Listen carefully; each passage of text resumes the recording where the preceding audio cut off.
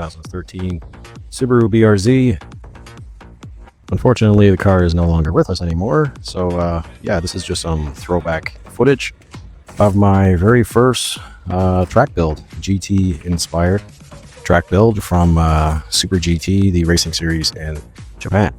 So let's start off with the exterior body. When I first bought the car, it had some type of wrap on it. It was or a plastic dip, some really strange stuff. I have no idea what it is, but I tore that off pretty quick. Yeah, and if any of you guys know what it is, because it's definitely rubber and it does not feel like a vinyl wrap. Some people in the comments earlier this week said it was this, and it was that, and it was that. So if anyone knows for sure, yeah, let me know. Shoot it in the comments. So yeah, all of us will finally know what it is. Then after that, I moved right on to the engine. Wanted to dress that up and make it look shiny. So I spray painted it with Oleum chrome paint, and it looked like this before. Some blue plastic covers, and looked horrible. Then after spray painting it and using a clear coat, high heat clear coat on it, which worked beautifully, and adding some rubber garments and some high heat gold paint, it looked like this, and like the GT300 car, inspired. Yeah, and so after dressing the engine up, making it look nice and pretty, I went on to the interior, stripped that all out. That was fairly easy. That did not take long at all. Just pulling those seats out and the carpet and stuff. Pretty dirty and disgusting. But I took out, yeah, about that much.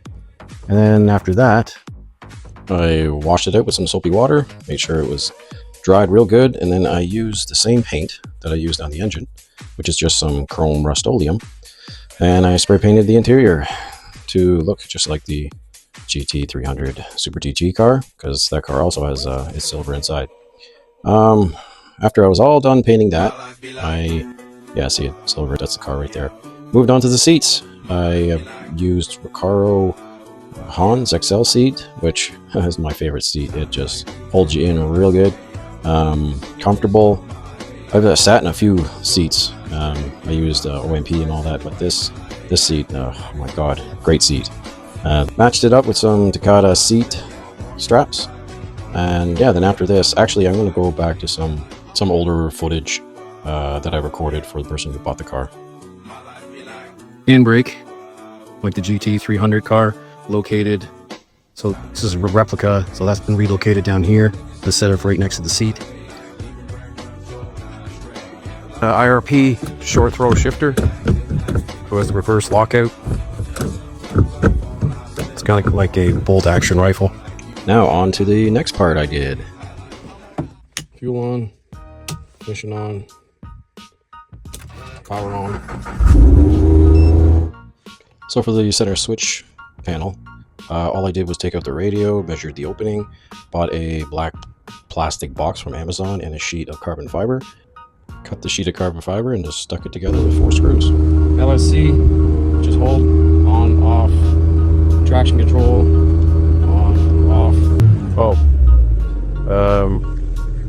windows. Windows are hooked up to these little switches, so I couldn't do it with the new door cards.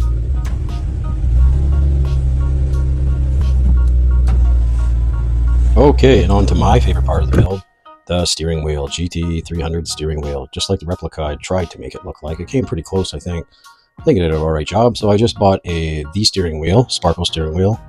Yep, there it is, just basic stock. I bought it from T-Dot Performance. Love that place, awesome prices. No, I'm not sponsored. Anyway, then after that, I bought this OBD2 scanner.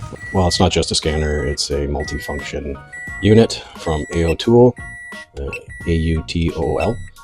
You can get it on AliExpress, you can get it pretty much anywhere. It just plugs right into your OBD2.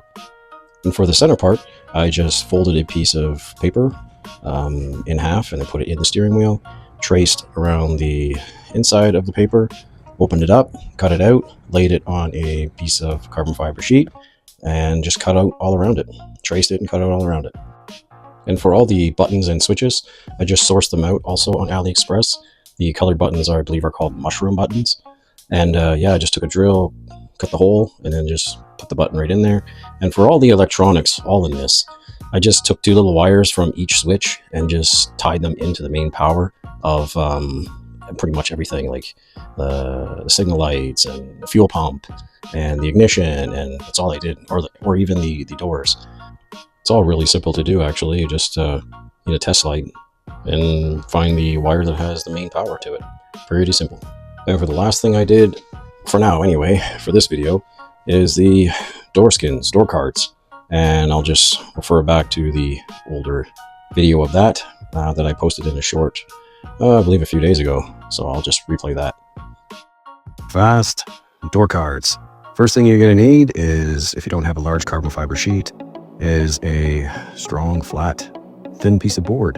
And then you're going to take your door skin, lay it down on the board, grab a marker, and you're going to trace all around your door skin.